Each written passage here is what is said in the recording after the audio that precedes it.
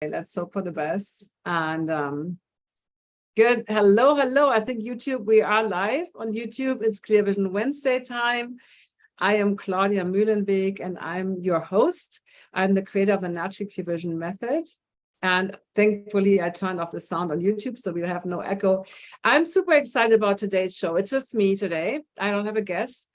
What I thought would be really good to do today is review the foundations of natural clear vision, because sometimes we get so carried away with the fancy stuff, the cool, interesting thing, the new gadget. But there is some basics, foundational basics based on eye anatomy and neuroscience and habits that you really need to have in place to have natural clear vision or optimal vision. Not everybody will be able to have natural clear vision. You know, if you have a cataract or if you have certain eye conditions or macular degeneration or some kind of pathological issues with your eyes, then I always talk about optimal vision, because you can always have the optimal vision for your condition. So let's look. I actually created some slides, and let me bring up my screen share, because I feel like I'm a very visual person, and I don't know about you guys, but I love to see visuals. And so slides can be really helpful. Hopefully, let me get rid of the Zoom thingy here in the way. So hopefully you can all see my slides. Right now it's just the top one, and I will hit play, and then you should see them full screen. And my team will let me know if for some reason you do not see the slides. Okay, so the foundations of natural clear vision. And before we get into this, I always do that. I should do that when I don't do slides, but I always do it with slides. It's really important that this is not replacing traditional vision care. I'm not a doctor. I'm a natural vision improvement teacher or coach, and I'm teaching from my knowledge and information and from the experts that I've learned from. So really make sure that you go see your eye doctor. This is very important, that you don't use YouTube or Dr. Google to replace traditional vision care, right? To actually look at your eyes. So let's look at our topic today. And before we get into this is a little bit based on what I've done in the last session, where we talked about anxiety and fear in the nervous system states. Basically, you know, you might have heard that natural clear vision is only possible when you are relaxed. And relaxation and rest is not the same thing. And I want to really get clear here. So passive relaxation is kind of what we would call rest. You are not doing anything. Let's say you're getting a massage. If you have restful sleep, we will talk about sleep in a moment, because it's not always restful.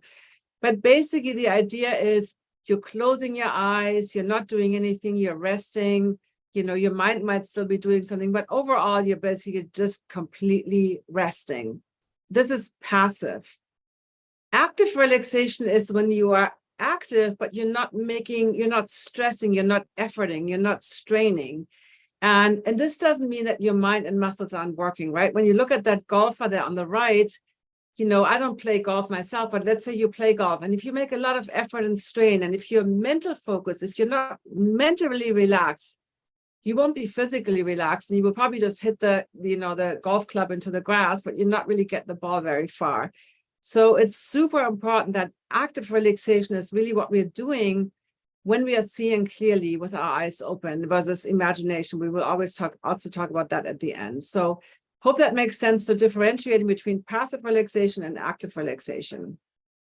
And so the next thing I wanted to talk about, actually this slide was supposed to be coming before the other one. So physically speaking, when we talk about the foundations, there is light, there's rest, and there's movement. And light is really the first important aspect, because our eyes are light receivers. And having light sensitivity, or saying photophobia, it's called, is connected directly to so-called refractive errors. Refractive errors is, you know, fancy speak for nearsightedness, farsightedness, astigmatism, any of the things where the refraction of the light is affecting your clarity. So sunning is what we're doing in the Bates method in natural vision improvement, and there's many different ways to do sunning, and I will show a couple of versions. Is one of those core practices that will help you eliminate light sensitivity, which is also important for night vision.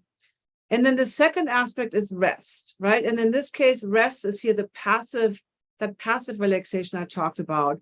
When you close your eyes, when you relax your body and your mind, and we do that through palming. Sometimes it's called cupping. This is also something that yoga, people that do yoga, it's part of yoga tradition. But you're basically using your cupped hands, you're deeply relaxing. It's not just a physical practice, really important. You have to relax your mind or rest your mind. And so it's more like, think of it more like a meditation, where you're also resting your eyes with the cupped hands. And then the third aspect is movement. And a healthy eye makes very, very fast movements called saccadic eye movements, and about 3 of those per second. And if your vision is poor, you'd probably tend to stare, and your saccadic eye movements will be very reduced. And this will be a challenge, right? When you're searching for something, when you're reading, if you have those slow saccadic eye movements, you might skip over things, or you might, lose your place when you're reading. So that's really important. Saccadic eye movements are super important for good vision. So basically, relaxation of the visual system is based on light, rest, and movement. And let's take a little closer look at each one of these. So again, this is getting into the sunning is both passive and active, because you close your eyes, so you're resting your eyes, but you're also getting that light exposure, because versus palming, where it's all dark, you get that light exposure. And I will show in a little bit how to do it, because your pupillary action will also be trained by doing this practice. And we've been told, sun is so bad for us. It's really, I think nowadays the tides have been shifting, neuroscience. Now there's a lot of talk about circadian rhythms and how important the sun is for our hormones, not just for vitamin D, but our hormone balancing. So we do need that natural light. It's so important. Sunglasses actually, it's when you look at the history of sunglasses, which we are now told we have to wear at all given times to protect our eyes. They became popular when Hollywood stars started wearing them in the 1940s. So a guy named Sam Foster started selling sunglasses made out of celluloid in the late 1920s, and I think in New York. And they had zero protection, UV protection, right? They were just dark goggles, so to speak. And Hollywood stars obviously like that, right? You can kind of hide your face or hide your eyes. And I want to quote Aldous Huxley here. Aldous Huxley wrote a really great book called The Art of Seeing in 1943, out of gratitude for improving his own vision with the help of a teacher named Margaret Corbett, who was a student of Dr. Bates. And he wrote in this book, and, remember, this is written in 1943, so just in the middle of the Second World War. He talked about, in recent years, there has grown up a most pernicious and entirely unfounded belief that light is bad for the eyes. An organ which, for some scores of millions of years, has been adapting itself very successfully to sunshine of all degrees of intensity, is now supposed to be incapable of tolerating daylight with the mitigating intervention of tinted goggles. This extraordinary notion that the organ of light perception is unfitted to stand light has become popular only in the last 20 years or so. Before the War of 1914, it was, I remember, the rarest thing to see anyone wearing dark glasses. As a small boy, I would look at the begoggled man or woman with that mixture of odd sympathy and rather macabre curiosity, which children reserve for those afflicted with any kind of unusual or disfiguring physical handicap. So, he was talking about blind people, obviously, right? Blind people wear dark goggles so that you don't see their eyes. Maybe they didn't even have eyes. Today, again, remember this is 1943. Today, all that has changed. The wearing of black spectacles has become not merely common, but creditable. Black glasses have ceased to be the badge of the afflicted and are now compatible with youth, smartness, and sex appeal. Needless to say, the more they wear them, the weaker their eyes become and the greater their need for protection from the light. One can acquire an addiction to goggles just as one can acquire an addiction to tobacco or alcohol. So I think this is, to me, that's why I use these quotes, because I cannot say it any better. And before we move on, I do want to make a disclaimer, because please, if you watch the replay, look at the screen, read through this whole thing. I don't want to read it right now. But there is important aspect. If you have certain eye diseases, a viral infection, if you take drugs that limit your pupillary reaction, or have certain eye diseases like advanced macular degeneration, you probably have to be more, I would say you have to be more careful with the sun, right? Especially if you're in bright sunlight, if you live near the equator. It all depends on where you live, what your heritage is. So Northern Europeans don't have the same sunlight perception or toleration as an African. So there is, somebody living in Africa. Basically, use common sense. But here's the thing I want to educate you on. So we have pupils, right? And pupils are basically the built-in sunglasses that we have in our eyes. So biology is really smart and has given us these sunglasses. So when it's very bright, the pupils are relaxed because it's our normal state, and the pupils are very small, right? This is the relaxed state. Now, when it gets dark or when there's less light, the pupils, the muscle contracts, and the pupils open up, making basically a bigger hole for the light to come in so that we receive more light, right? This makes total sense, right? It's like a camera aperture, really. Think about it that way. And when you wear sunglasses, like I used to wear sunglasses on overcast days. I wouldn't leave the house without sunglasses. And basically they limit that, you stop having a good pupillary reaction. That closing and opening of the pupils will take way longer. It becomes sluggish, which makes night driving so challenging, because then it takes too long for the pupils to open or to close. That's why you feel blinded by the light at night, or where it takes too long for the pupils to open and you get adjusted back to the light after, like, a car has passed, for instance. So this is nature. But again, if you take any drugs, if you go to the eye doctor, they put atropine in your eyes, you have those big pupils. Or if you take certain other drugs, you definitely want to have sunglasses, because your eyes, again, biology is smart. It adjusts exactly how much light is supposed to come in based on the brightness and intensity. So in these cases, make sure you wear sunglasses.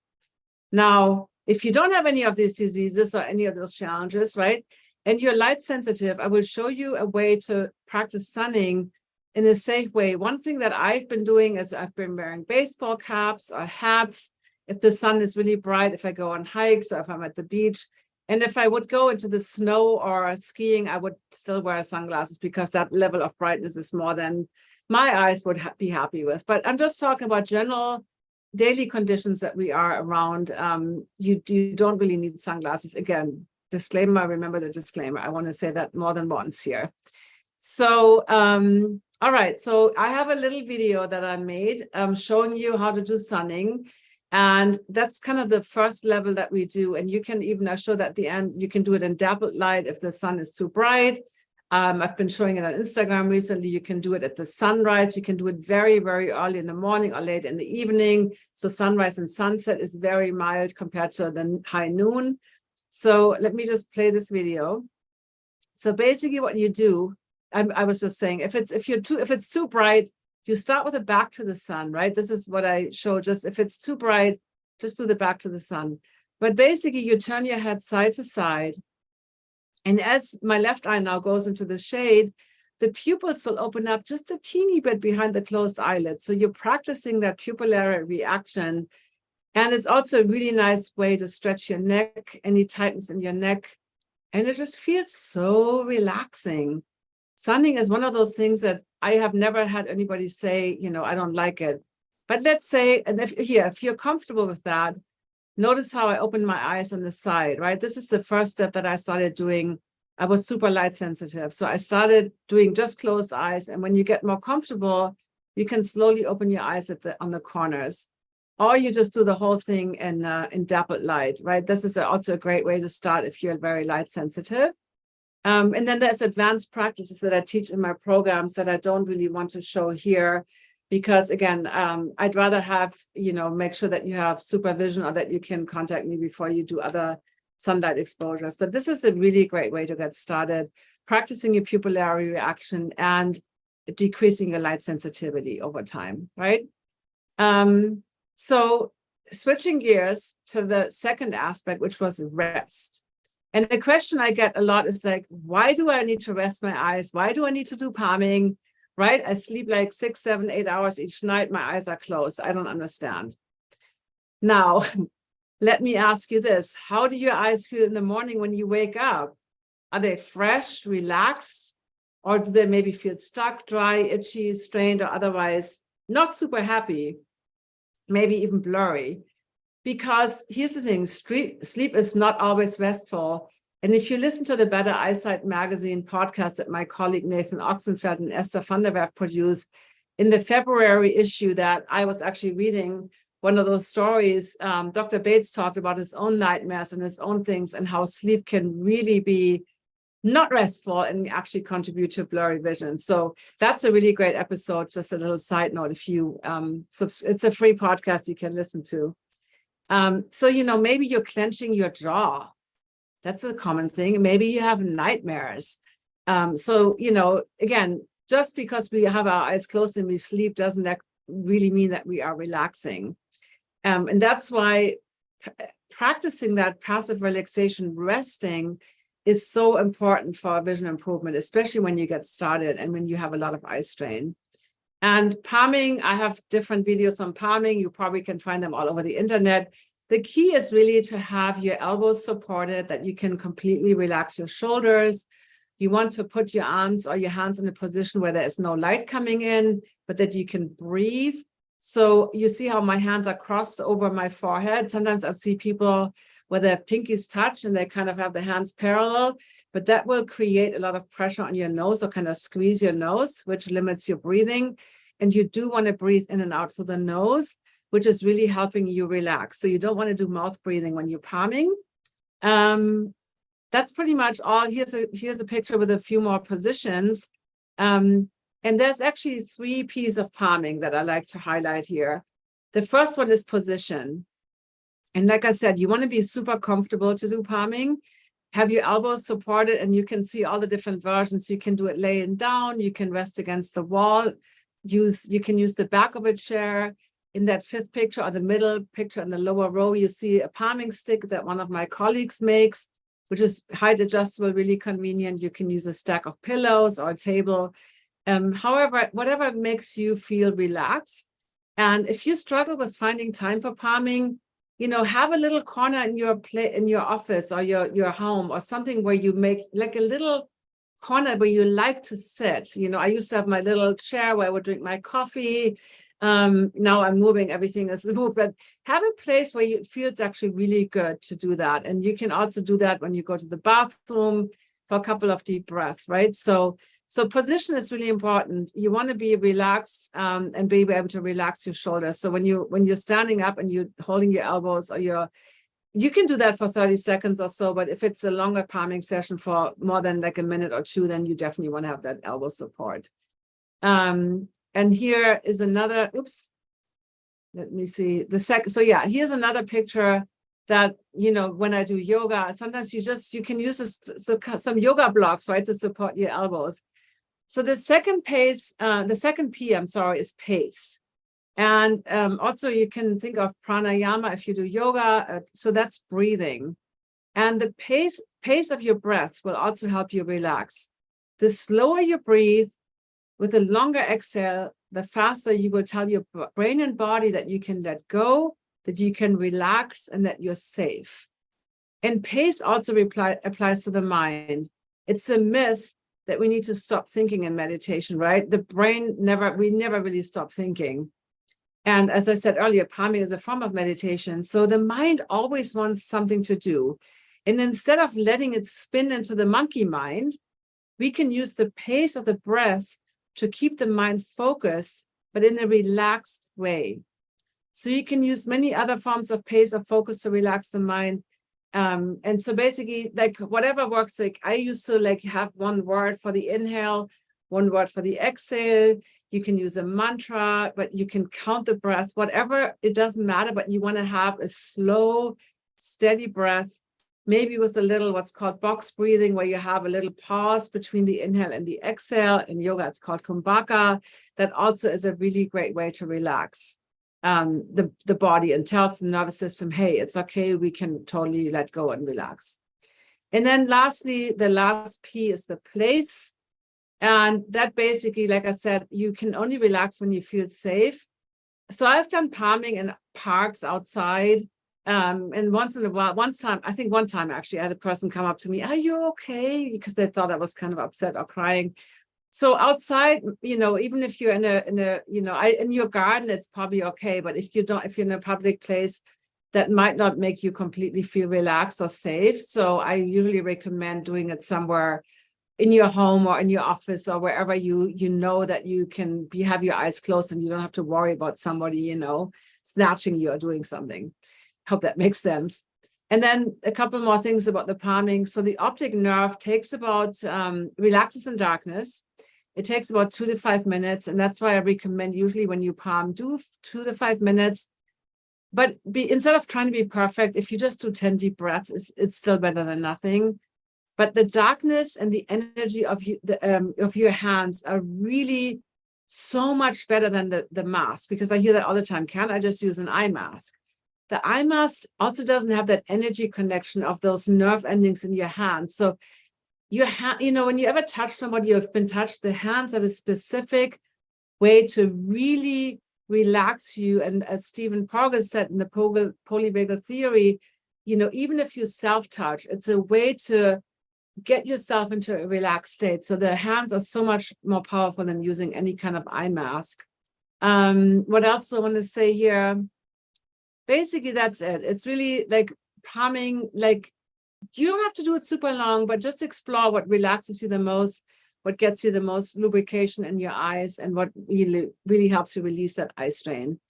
And for me, that used to be very short in the morning and very long in the evening. And now my eyes are pretty much relaxed all the time. I don't really need long. I can just palm for 3 deep breaths and my eyes already feel more refreshed and lubricated. But that's not how I started. It took me at least 30 minutes in the evening when I first began this journey. So I don't know. So yeah, maybe what we should quickly look at here is the different cells in your eyes. We have rod cells, we have cone cells. So the cone cells are the ones that have sharp vision. Those are the ones that get stimulated by light and that only work at, when there is some kind of light. The rod cells are our peripheral vision cells, and they're also the cells that give us night vision. The rod cells do not, you can see at the bottom that it's only that little yellow stick. They don't have color perception. So that's why at night you only see black and white. Versus the cone cell come in red, blue, and green. So they give us that wonderful color vision that we have. And unless you're colorblind, you have some deficiencies in those cells, we have great color perception. And so the rod cells are the ones in the periphery. They notice movement, and that's what they're really good at. They're very light sensitive. So palming really helps you relax the rod cells, and sunning stimulates your cone cells. So with palming and sunning, you're basically doing, you're doing a great, what do I say this? It's like nutrition for your cells in your retina. So the next aspect is movement. And this is really active relaxation, because this is all with eyes open. That's the idea here, versus palming and sunning can be both passive and active, but mostly passive, versus movement is really the active piece of the relaxation. And blinking is a form of movement that's really important for good vision. If you are studying with the Bates method teacher, or you're working on your vision, shifting, swaying, swinging, those are all different techniques. Today, I only want to talk about swinging. But any of these will help you to improve your eye movements. Any of these, and ideally, if you do all of them, they would be the best powerful mix. So William Gibson said, we see in order to move, and we move in order to see. And this is 100% true, because how our eyes move is also directly related to our motivation, to our focus, to our dopamine, right? Like getting us moving, getting us, getting out of the chair and doing something. So the vision and our motivation is so intrinsically connected. And in terms of eye movements, and this is not a lecture on eye movements, but there's 4 different kinds. What we're going to focus on today is the saccades, or saccadic eye movements. The other ones, that is a topic for a different lesson. But basically, saccadic eye movements are these rapid jumps that your eyes make. A healthy eye, like I said earlier, makes about 3 saccades per second. And this is really important, because when we stare at, and let's look at the eye anatomy. So we only have perfect vision. This is something that totally blew my mind when I first heard this. The fovea is this teeny tiny spot in the back of our retina inside the macula. And if you have macular degeneration, that's the spot that's affected. It's actually called the fovea lutea, the yellow spot.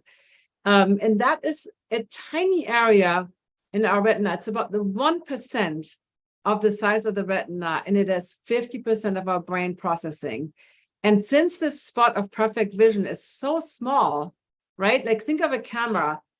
Unless you make these quick saccadic eye movements, you will not see a lot of clarity, because if you're trying to see an area that's bigger than the fovea clear, it's impossible, because now you're trying to see with other parts of the retina that cannot produce clarity. And that doesn't mean that we have this crazy tunnel vision, but it means that we have to have these really quick, rapid saccadic eye movements to really have that full picture of clarity. And obviously our peripheral vision fills in the rest. And the further away from the fovea, the less clearly you can see things. Again, the further away you are on the outer edges, you only have rod cells. In the fovea, you only have cone cells. All right, so here's another picture. So the fovea is not directly in the center like a bull's eye, because we have two eyes, and because two eyes together form that picture. So it's not, but that's not really that important to know. It's just, I thought I'd let you know that the fovea is kind of a little bit off center in each eye, so that you can, with both eyes together, you see smack in the center. And that's the topic of binocular vision and fusion. And that big circle where all the blood vessels go into, that's the optic nerve, where it connects to the brain.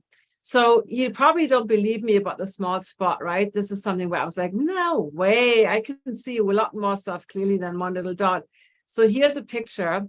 If you look at that little blue dot, notice how you do not see all the black dots as well as the blue dot. And if you want to see a black one, right, whatever dot you want to look at, you immediately move your attention to that dot, right?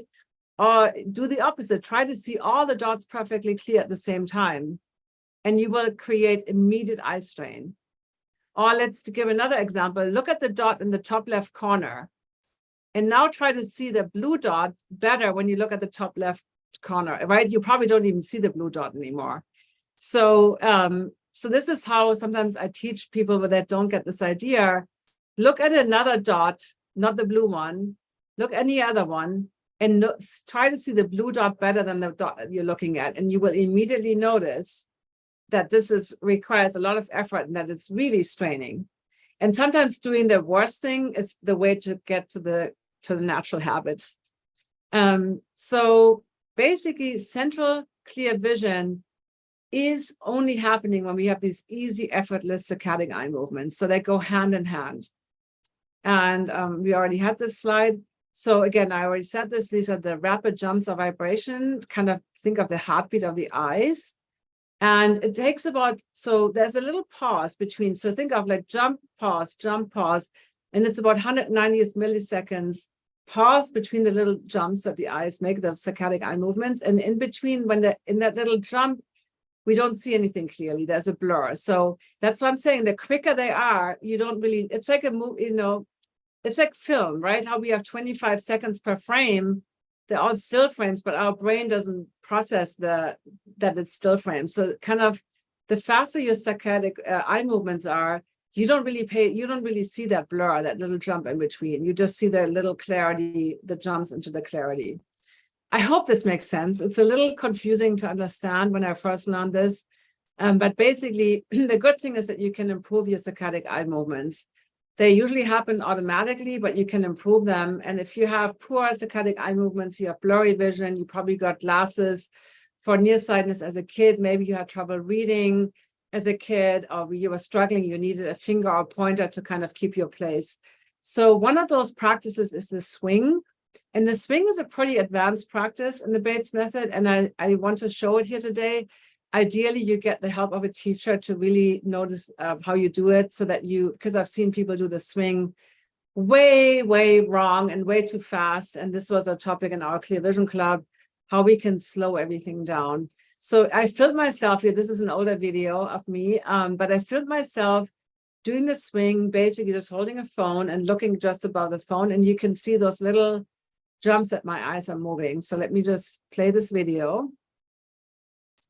And you should see as I'm turning, how my eyes are making these little jumps as I'm going. So I'm going in about a 180-degree circle. and moving my whole body. And this is what you want your eyes to do. You want your eyes to make these really, really tiny, quick little jumps. And when I work with people that have poor vision, it's more like a ping pong ball, right? It's like in the 180-degree circle, the eyes maybe jump like 2 or 3 times. And so this is something that you can test, you can film yourself. It's really nice that we can just kind of see for ourselves versus somebody telling you. And also eventually you get you kind of feel your eye movements. And initially you might not feel them. And the really important aspect here is not to try to move your eyes. You're just moving your body or your head. And I will show a video how that looks like from the full body posture. It's not about making your eyes move. It's just letting your eyes stay with the nose and moving. And this is, again, where you need the help of a coach, because when I first learned this, I was trying to make my eyes move and look at all these different points in my environment. And that's not how you do it. It's about really relaxing and not trying to move your eyes. So here's a video. So when you do that long swing, you kind of think of your nose and your navel staying on one line, and you have to pivot on one foot so that you don't actually twist your knees, right? See how I'm pivoting? And you want to think of nose and navel in one line. So you're kind of moving in that 180-degree circle. And you can, with the long swing, you can alternate eyes closed, eyes open. It's really about noticing how everything moves oppositionally from you when you do the swing. Becoming aware of that oppositional movement is really good. The more aware you are of things moving all the time oppositionally from your own movements, be it your physical movements, your body movements, or just your eye movements, the better your vision will become. So this is a really important aspect, those saccadic eye movements. And they take some time, right? Doesn't happen overnight. Anyway, you can see it here again, how my eyes are moving. And this is where you might want to alternate with eyes closed and just notice in your mind. And this is actually bringing us smoothly to the next topic that we actually see in the brain. So we see in the brain, in the visual cortex, we do not see in our eyes.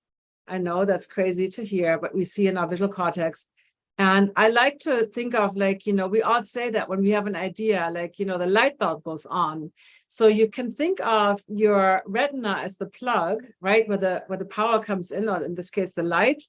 And then your optic nerve is the cable. And then your brain, your visual cortex is that light bulb. And only when you have the light, when you have the feed, when the optic nerve is healthy, right? Then you perceive and you actually see something in your brain. But this is where your vision happens, in the brain. And that's why doing the long swing with eyes closed, because you have a memory of what you saw, you're still moving your body, you have a kinesthetic feeling of moving. And then from your memory, noticing, this is really important, because memory and imagination are so closely linked to our vision. And this is a quote from Dr. Bates that I really like. We see very largely with the mind and only partly with the eyes. The phenomena of vision depends on the mind's interpretation of the impression on the retina. What we see is not an impression, but our own interpretation of it, right? And that's where that's why people argue about something. Like, they look at the same thing and they argue how it looks like, or maybe the colors.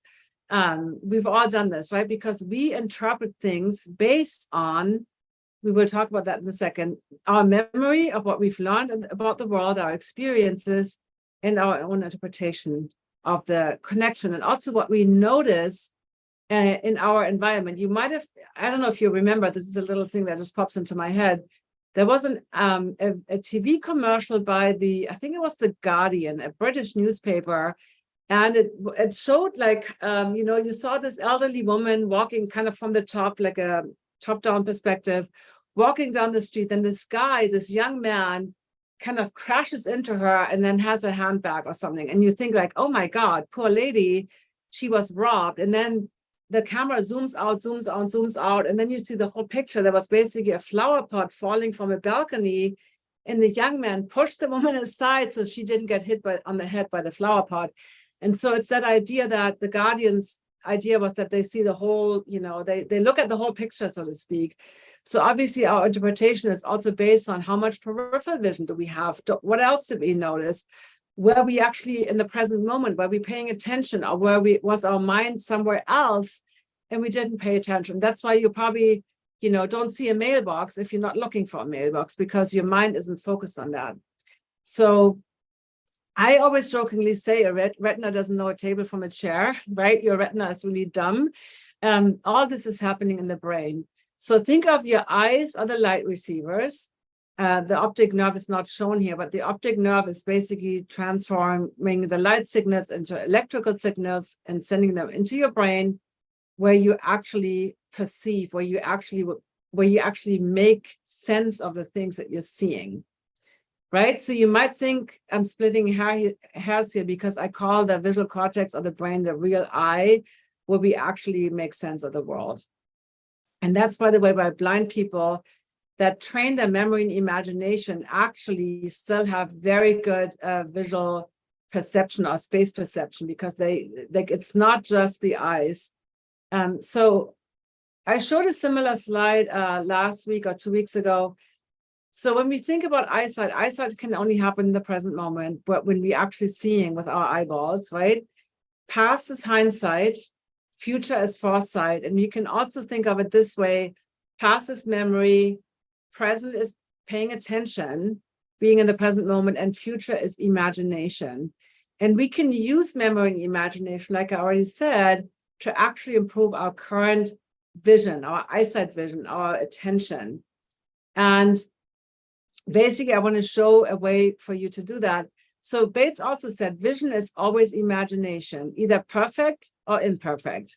What we see is only what we think we see, right? So this is profound stuff.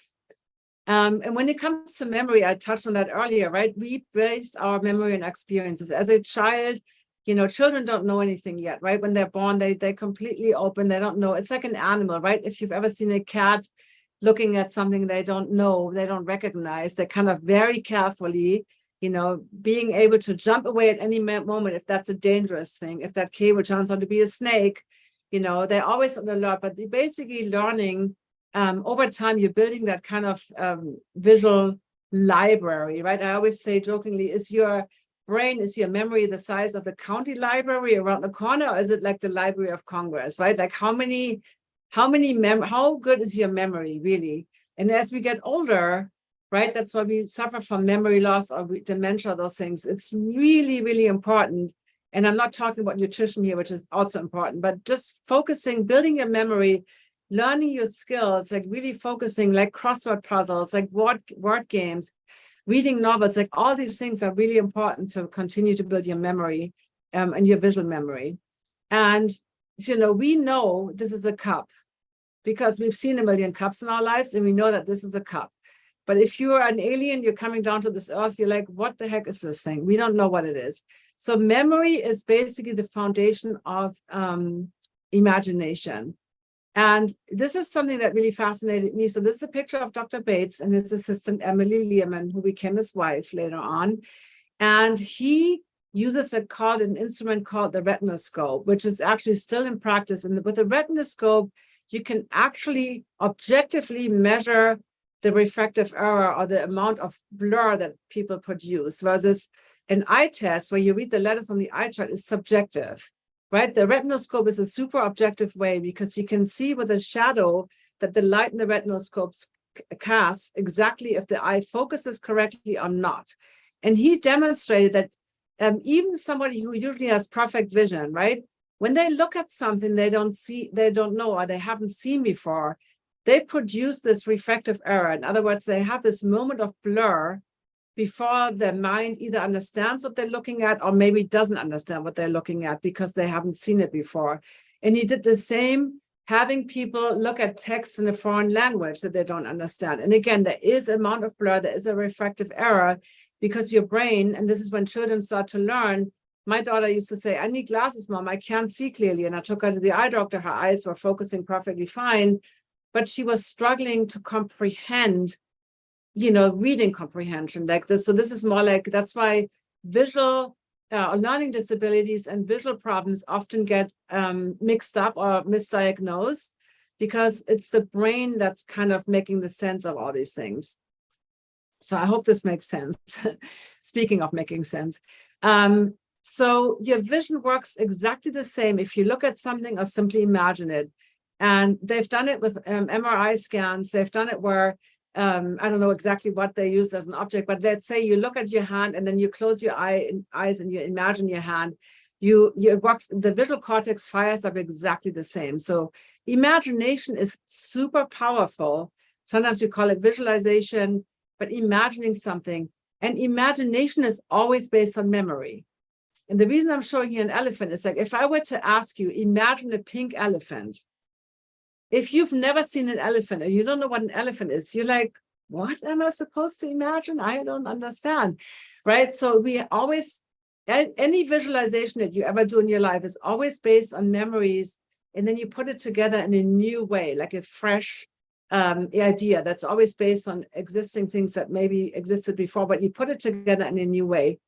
And this is the last slide I have here. So in vision improvement, one way you can use this, there's different words for this technique, but let's say I'm holding an eye chart, a small one in my hand, and there's a big Snellen eye chart in the distance. And at a particular distance from the far chart and the near vision chart, the letters are actually the same size. And obviously I use the camera here and the camera can only focus on one. But let's say you're nearsighted and the near chart, you can see that E perfectly clear, but the one in the distance looks blurry. Now you have a memory of a clear E, total clear memory. You look at it and then you can close your eyes and it's the exact same E on the back, in the back chart, right? It's the same exact E. So now you can actually use your imagination that the E in the back looks exactly the same. Or you can imagine you're kind of peeling off that E on the front chart and sticking on the back chart so that it's still clear.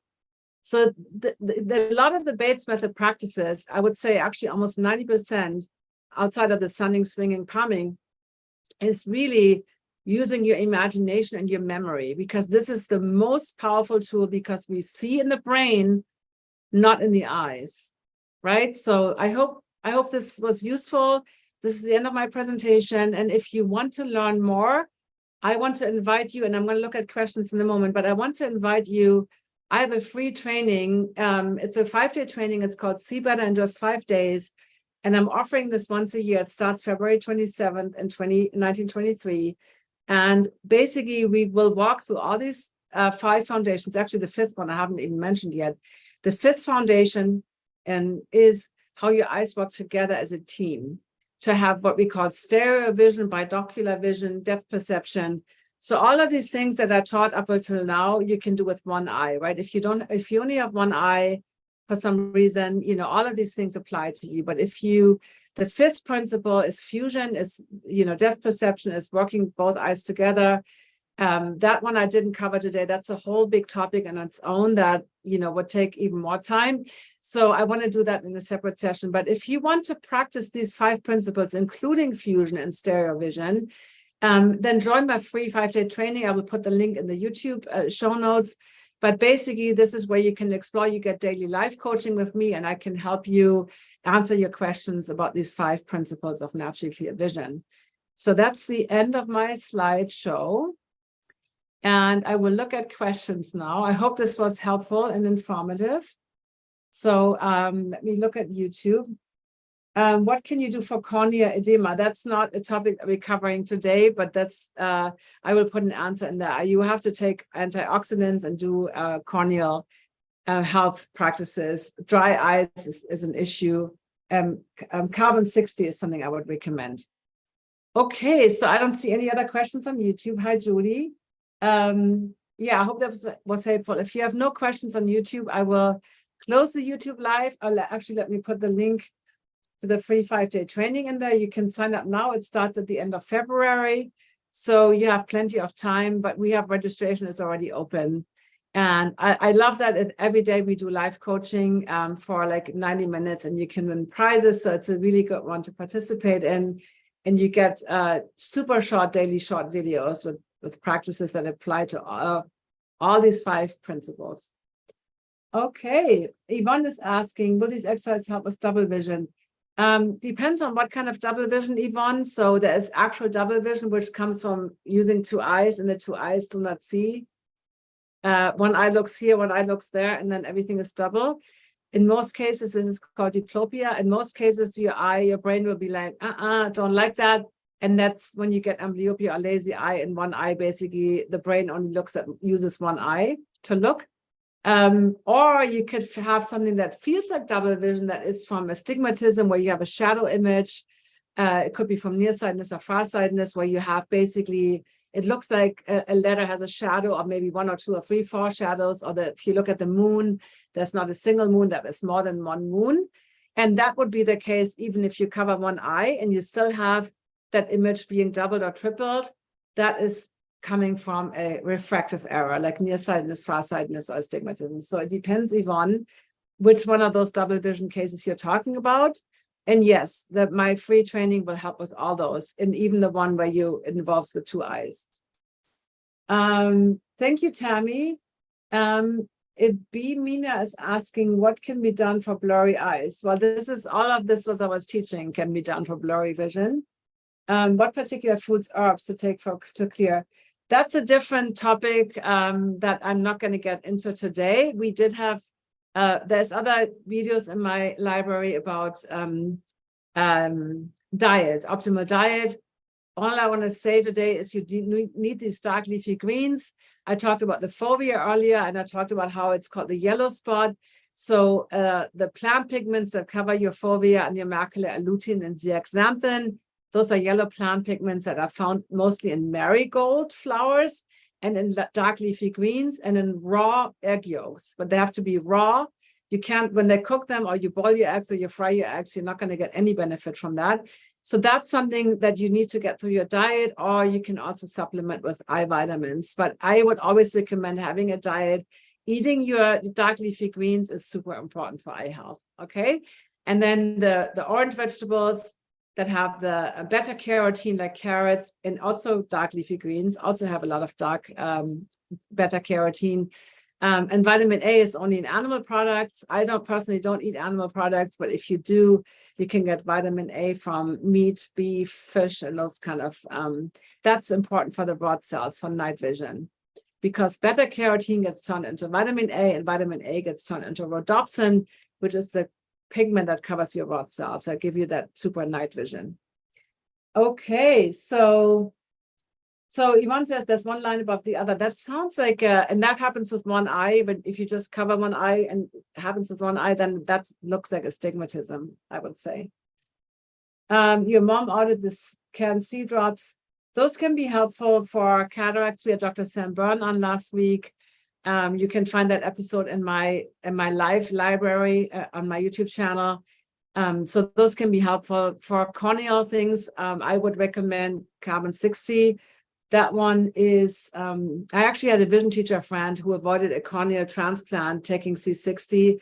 And I had someone in my program, in my natural vision program, who had Fuchs dystrophy and was able to avoid the surgery by doing just the program. She didn't even take carbon 60. So all the natural practice that you learn will be supportive of your vision, your mental health, your physical health, your blood sugar levels. All this will be helpful, but it doesn't mean that that alone will always cure your eye vision problems, right? You definitely sometimes need other things, interventions like surgeries or supplements or eye drops, whatever. So I'm not claiming that the Bates method will be able to have impact every single thing, but it will always be a huge contributor to healthy, naturally optimal vision.